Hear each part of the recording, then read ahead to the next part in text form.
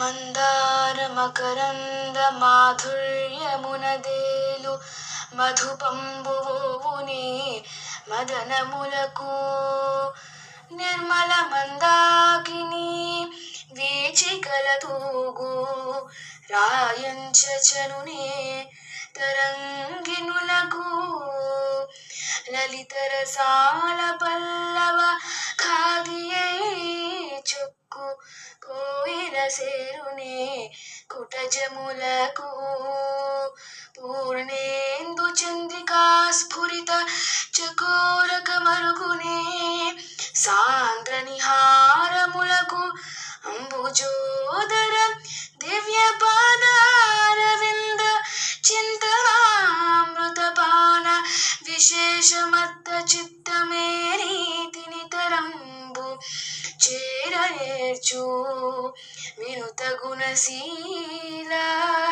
మాటలు వేయునేలా.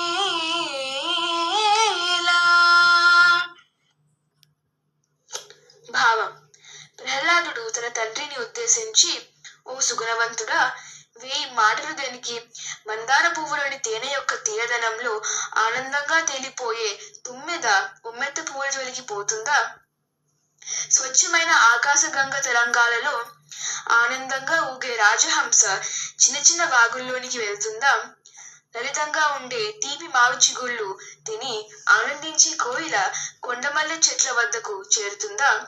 నిండు పున్నమి వెన్నెలలో విహరించే చకోర పక్షి దట్టమైన మంచు ప్రాంతాలలో అడుగు పెడుతుందా? ఇవేవి జరగనట్లే పద్మనాభుడైన విష్ణుదేవుడి పాదపద్మాలను ధ్యానించడం అనే అమృతాన్ని తాగడం వల్ల బాగా మత్తెక్కిన నా మనస్సు ఇతర విషయాల వైపు ఎలా వెళ్తుంది చెప్పండి అని తండ్రిని ఉద్దేశించి ప్రహ్లాదుడు చెప్పిన పద్యం ఇది.